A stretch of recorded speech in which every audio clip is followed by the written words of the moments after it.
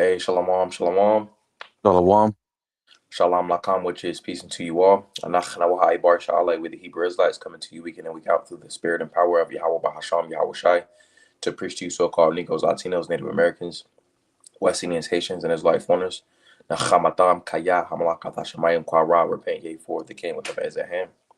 First and foremost, before we get started, we're going to give our praise, honor, and glory to Yahweh Bahasham, Yahweh Shai Bahasham, Rachak, Wadashwa, double honor to the elders and apostles of Great Millstone that taught us this truth and rule well. Much respect to you, bros, out there pushing this truth with our righteousness and sincerity. Shalom, shalom. All Shalom. right, so another edition of HaAhlap Bayath, which Ha goes into the, HaAhlap Bayath goes into the alphabet. All right, that's ultimately where the term for alphabet derives from in Hebrew. It's HaAhlap Bayath. All right, and Alap is the word that corresponds with the first letter A. All right, and Bayat corresponds with the letter Ba, and it's the first two letters. All right, and today we're going into the letter Shah. All right, when we look at Shah, it looks like two front teeth. All right, hence why the reason when you go to when you count from A, Ba, Ga, Da, Ha, Wa, that's the sixth letter, and also the sixth number. All right, it has two teeth. All right, because that number is known as Shash. All right, which means the number six. All right, and that's because around about the age of 6 months, you get your first teeth in. All right, and then around the age of six, you start to get your adult teeth in. All right, and it's set up specifically like that for that reason. All right, but when we go to the actual letter Shah, it goes into the teeth. All right, and it looks like two front teeth. It looks like the what they call in the English alphabet the W. All right, but they actually got that symbol from the letter Shah in Hebrew. So some information about Shah. Quawwal, which means sound, is Shah. All right, Masapar, which means number, is 300. Dabar, which the word is going into Shan, in which when you go into Shan, it means to sharpen. Baba Kushak, could you go to the word for actually no, I'm gonna finish reading this when we get Genesis 49, but finishing hmm this out, it says Dabar word Shan. All right, and when you break that word down, you got the Shah, which Shah goes into Shan, which means teeth. All right, and the Na and Shan goes into continue, and that's because your teeth continue. All right, ultimately to talk, your teeth got to continue to move, and then also to eat. Your teeth got to continue to chew. To break down the food and use the muscles. I think they call it master, or I can't remember the specific muscle that does it, but pretty much your teeth work in conjunction, with the muscle that helps the teeth continue to actually chew and to talk and stuff like that. hmm Um, but I'm gonna read this. It says hard bony appendages on the jaws used for chewing and forming sounds for talking. All right, and that's why it goes into teeth continue. Hence, that word is Sean. But when you look at inside, well, actually, let's go to it. Could you go to Genesis 49 and get verse 8? You want me to read it? Mm-hmm. This is Genesis 49 and verse 8. It says, Judah, thou art he whom thy brethren shall praise. Mm-hmm. Thy hand shall be in the neck of thine enemies. Thy father's children shall bow down before thee. Right. So it says, Judah, thou art he whom thy brethren shall praise. When you go into Judah, it's Yahweh, which means Yahweh thanks. All right. And it also goes into the Yah goes into he. Hawadah goes into praise as well, So he is praised, you see, because ultimately, he's the head tribe, and the Lord Yahweh Shai comes out of Judah. hmm Verse 9. Judah is a lion's whelp. From the prey, my son, thou art gone up. He stooped down, he couched as a lion, and as an old lion, who shall rouse him up? Right. And ultimately, Judah, in the time of like the 70s, Judah was very fiery, you see, but then after that time, after like the civil rights and stuff like that, ultimately that fire, pretty much was quelled down. All right, but ultimately, in these times, the Lord is going to raise up that spirit again. That's why it says in Isaiah the 19th chapter, it says, Judah shall be a terror unto Egypt, which ultimately that goes into the prophets, all right, because this word represents the downfall of Esau society, all right, which it starts with the prophets, you see, but then the Lord ultimately is going to put the spirit on, 2/3, all right, to pretty much be in that spirit of have that fiery spirit back, and these times that we coming up into, you know. Mhm. Verse 10. The scepter shall not depart from Judah, nor a lawgiver from between his feet, until Shiloh come, and until him and unto him shall the gathering of the people be. So Judah is always going to be the head tribe, all right, and the Lord Yahweh Shai, his rulership is going to be forever. Could you run it back again? Con. Verse 10. The scepter shall not depart from Judah, nor a lawgiver from between his feet, until Shiloh come, and until and unto him shall the gathering of the people be. All right, unto him where the gathering of the people be. Isaiah 34:16. Seek ye out of the book of the Lord and read. No one of these shall fail, for my mouth it hath commanded, and his spirit it hath gathered them. So ultimately, the elect was gathered by this truth. All right, the Lord Yahweh Shai, his spirit ultimately gathered the elect. Whereas on this side, Jake isn't able to, have a 30-minute gathering without somebody getting shot up. But ultimately, the Lord Yahweh Shai is gathering the elect unto himself. By his spirit. And ultimately that's quelling the divisions that once was. All right, Mhm.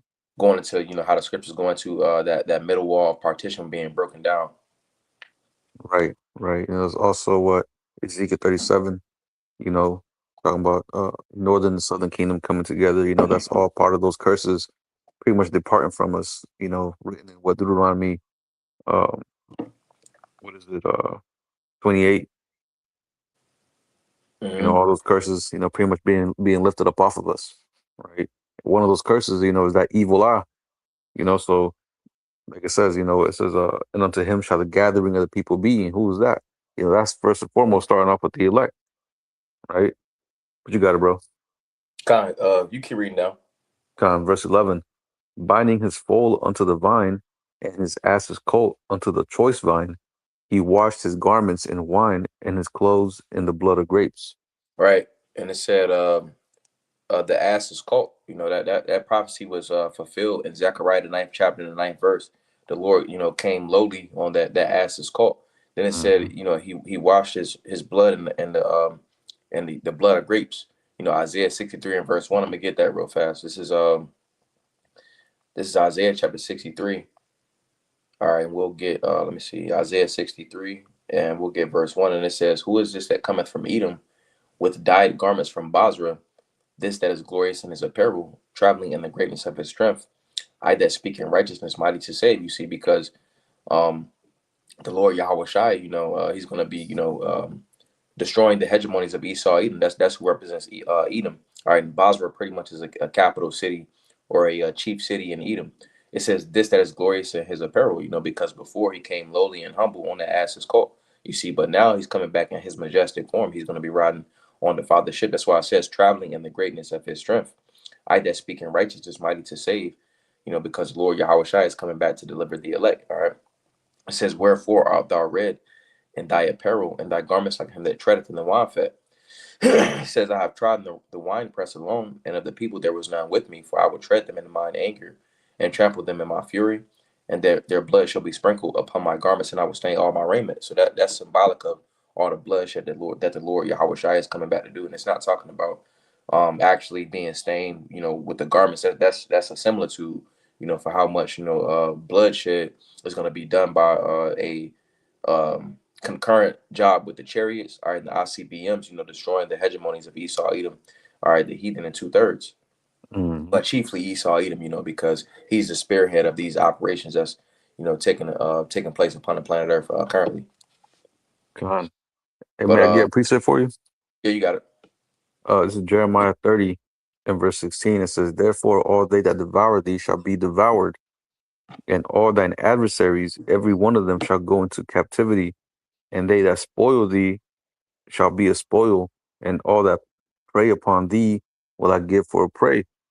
So just like as it says, that those how Yahweh Shai is coming to trample, he's gonna be the first one to pretty much lay hands on these heathen, but all that is gonna be passed down, that as it says, you know, uh what is it, Psalms 147, all this honor have the saints, pretty much how we're gonna bind their nobles in chains and fetters of iron.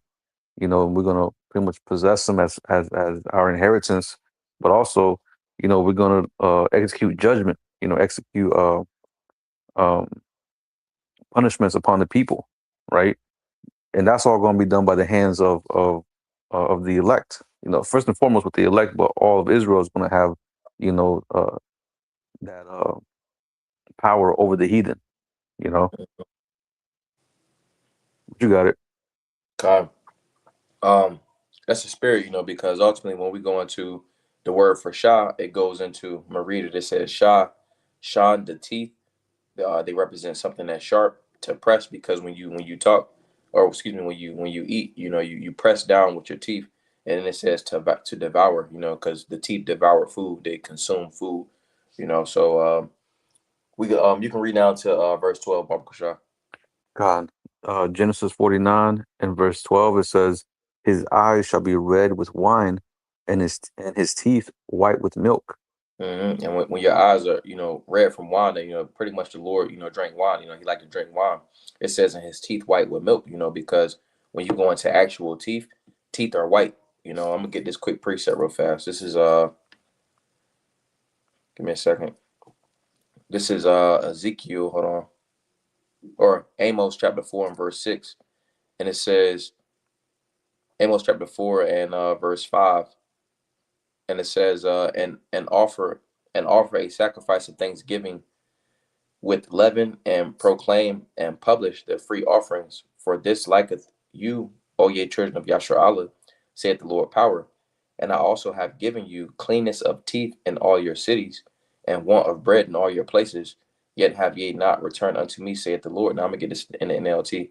And it says, I have brought hunger to every city and famine to every town, but you still would not return to me, says the Lord. And that's ultimately Jake in these times as well, because scriptures say that from all the scourges, they still not gonna turn from their wickedness, going into 2/3. But it says, reiterating, it says, KJV, Amos 4 and 6, I have also given you cleanness of teeth. If you're not eating, your teeth is gonna be clean, and they're gonna be pretty much they're gonna have that shine. Hence why, when you go into Shan, all right, that word for shine ultimately derives from Shan, which means the teeth, because the teeth, when you're not eating, they pretty much shine. They give off that natural that white look, because you ain't really eating no food like that. But it says, I've also given you cleanness of teeth in all your cities, and want of bread in all your places. Yet ye have not returned unto me, saith the Lord. Which that took place back then, you see, but then it also applies to now. But it's pretty much bringing out the point that uh your teeth ultimately have a white hue, going into Mhm. why, ultimately the word for shine in English, it derives from the word for shan, which means teeth in Hebrew. Could you get that word for teeth? God. Let me see. This is the word for teeth. It says shan, Mm-hmm. and it says tooth, ivory. It says of man, lex talionis, beast of as material of commerce, sharp pointed rock. Can you go into the Jensenius Hebrew Chaldee lexicon? God. So it says, let me see. Uh, bear with me. It says, especially the tooth of an elephant, ivory, places of So, ivory. so like, can you start from the top and then I'll start read? from the top, Salaki. Yeah, God, it says, there is indeed, it says tooth. It says, there is indeed a Hebrew, the root, Shana. uh, shana, shanan. It says, to which this word might be referred, but I prefer to regard it as a primitive, since a tooth is called in very small languages by the syllable dan or Yep. So it dent. says since it says to which this word might be referred, but I prefer to regard it as a primitive, since a tooth is called in very many languages by the syllable din. So hence why you look in English, I'm gonna read this. It says dent zen, as in Sanskrit danta. I don't know what that language is, but it says dentano or dentano. But Latin it says dens. But pretty much the point, is that that's why in English they'll say, when you need to go see somebody for your teeth, they say, "Oh, well, go to a dentist," or they say, Mm-hmm. "Oh, well, he's a doctor of dentistry," or they might say, "Oh, well, what type of work do you need? Some dental work, and that's because if you take off the AL off of dental, you're left with dent. All right, dentist. All right, dentistry. All right, DENT is the pretty much the root that they're using. But if you take off that T, you left with DEN. So they really get the DEN part, from Sean, you see, because that E should be a A, all right, and that D would just be a Sha, and it would just be Sean instead of dent, so pretty much Den, all right, ultimately derives from the Hebrew word for Sean, which goes into the teeth, so could we also get that Numbers chapter 14 and verse 9? Con. Yeah, I just want to say, also in Spanish, the word for teeth, the word for teeth is dientes. Mm-hmm. So everything, contrary to what these so-called scholars. I mean, so-called scholars, they understand that the Lashwan Kodash, that's where everything derives from. That's why they got terms like Edenics. All right, and then also you go to different museums, they'll a lot of times they try to sneak this on the Hebrew, all right, the Paleo Hebrew, but they have a strange. I say strange because a strange fascination with the Lashwan Kodash. I say strange because they like to say that it's not real, but when you go into their museums, they have the Hebrew everywhere. Mhm. Because you would think that being that they say that, oh, what y'all speaking isn't the truth, they wouldn't have it in their museums. But just about in every place in their museums, they got it all plastered on the wall. So it shows that it's the true language. That's why they got terms like Edenics. And when you go into Edenics, all right, Edenics goes into the study of words, going back to the garden. All right, pretty much it shows that everything has a derivation from the Hebrew. Let's get that real fast. This is Genesis chapter 11 and verse 1. It says, "And the whole earth was of one language and of one speech." All right, and that one language and one speech was the Halashwan Kwadash, or Halashwan Kwadash. All right, the holy tongue, Ha'Barya, the Hebrew. Mhm.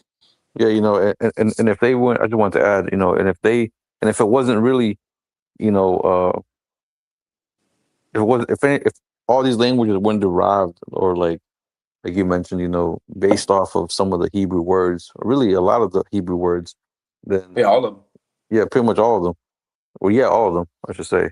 But like that just shows you how it's a superior language, and the fact that they're trying to, dismiss it as, you know, oh, it's not, or that all these other languages were before this language. Well, why ain't y'all's languages based off them other languages, like the Sumerian language? All these other languages, are derived from Hebrew. Like I remember you told me this before, Yawam, how um, pretty much if they're going to create a new word, they're going to have to go back to the Hebrew. Mm-hmm. Yep.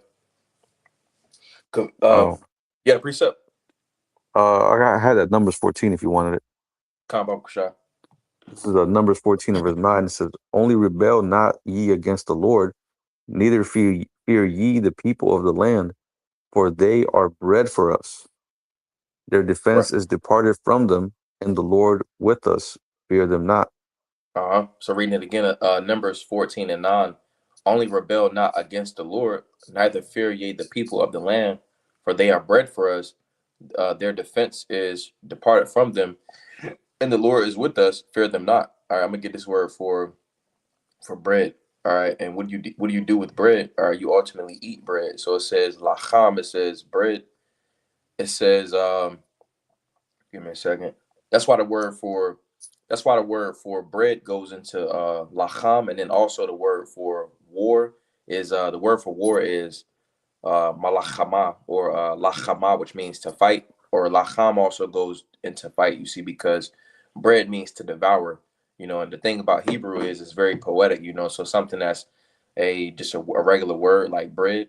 All right, but what do you do with bread? All right, poetically, you could say, oh well, just for like right here it says in the KJV, it says, only rebel not against the Lord, neither fear ye the people of the land, for they are bread for us. If somebody is bread for you, that basically means you about to devour them, like you about to consume them. It pretty much going to how like Jacob be like, oh yeah, I'm about to you know, when Jake talks shit when they about to fight, you know, pretty much it goes into how what scholars call ebonics. All right, Mm-hmm. pretty much going into how the language is very poetic. You know, so if you say yeah, they about to be bread for us, you pretty much saying like, look, we about to wash y'all. Like, you know, it ain't got no chance. You know, because the Lord is on our side. You know, so I'm gonna read this. This is the word right here, lacham, and it says bread. It says root word to fight, do battle, make war. It says to engage in battle, wage war, to eat, use as food. It says to battle as destruction, consume, devour, overcome, prevail. It says warring. You know, so pretty much being that the Lord is on our side, pretty much, you know, we're gonna be able to poetically, you know, use our teeth, all right, as in destruction, as in consuming, all right, in a poetic manner. That's why it says in Isaiah the 41st chapter, you know, the Lord's gonna make new sharp instruments having teeth. You know, teeth are sharp. You know, so I'm gonna get that real fast. You got a preset, bro? Con, I got one. You go ahead. This is Deuteronomy 7 and verse 16. We're actually going to start at 15. You know, this is what the Lord told us when we were coming out of Egypt. So it says, and the Lord would take away from thee all sickness and will put none of these evil diseases of Egypt, which thou knowest upon thee, but will lay them upon all them that hate thee, and thou shalt consume all the people which the Lord thy power shall deliver thee. So as you mentioned, you know, pretty much how, you know, that term to consume, you know, it's pretty much just like a dark saying. You know, it's not Mm-hmm. really, you know, like we're gonna eat them up or we're gonna be cannibals and shit. No, it's just talking about how we're gonna pretty much destroy them. We're gonna overcome them. We're gonna, you know, overpower them. We're gonna pretty much take them almost like it's also like, you know, we're gonna conquer them. You know, we're gonna take them as our possessions. You know what I'm saying? But let Mm-hmm. me finish this out. It says, and thou shalt consume all the people which the Lord thy power shall deliver thee. Thine eye shall have no pity upon them, neither shalt thou serve their gods, for that will be a snare unto thee. But the point being was that, you know what I'm saying? How that us consuming the nations, which is gonna happen again, you know, whenever we come back down from the chariots, you know, we're gonna consume these nations and we're gonna put them in the rightful place. You know, and that's gonna come by us, you know, physically, you know, laying hands on them. Just like we did back in the ancient times when even when King David, you know, was in power. You know, what did he do? You know, he consumed the nations, you know. But that's all, like I said, that's all like the brother mentioned too, is a metaphorical sense. But you got it, bro.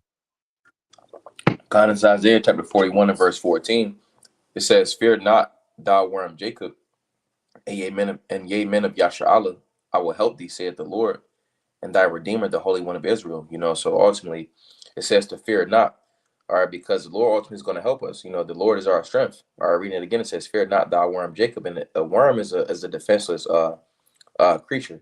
You know, it says, "And ye men of Yasharallah," you know, because on this side, you know, our power doesn't lie in carnality. You know, that's Esau's blessing. You know, our power and lies in the spirit. You know, trusting in the Lord. It says, "I will help thee," saith the Lord, "and thy Redeemer, the Holy One of Israel." It says, "Behold, I will make thee a new sharp threshing instrument having teeth." All right, and the thing about teeth, you know, as we got in this lesson, you know, teeth devour, they consume. All right, teeth are sharp. All right. So it says, "Behold, I will make thee a new sharp threshing instrument having teeth." And what do you do with teeth? You know, you talk with teeth, but then also, you know, you press with your teeth, you know, so and then also with your teeth, you know, you consume, you devour, you know. So going back to the numbers of 14 and 9, you know, to where ultimately the Lord is gonna, do certain members of the elect, with, you know, with that spiritual power, you know, to hand out judgment, you know, as you went into. But finishing out, it says, "Behold, I will make thee a new sharp threshing instrument, having teeth. Thou shalt thresh the mountains." All right, the mountains represent, you know, the major governments. It says, "And beat them small, and shalt make the hills as chaff. Thou shalt fan them, and the wind shall carry them away, and the whirlwind shall scatter them. And thou shalt rejoice in the Lord, and shalt glory in the Holy One of Yasharallah." You know, but pretty much the point is that um, in this lesson was that, you know, the teeth represent ultimately destruction, consummation, or consuming, excuse me. All right, devouring something that's sharp. You know, something that sharp goes into something that's smart. You know, that has goes into intelligence. You know how they say ultimately someone that is sharp, sharp, quick-witted, acute-minded.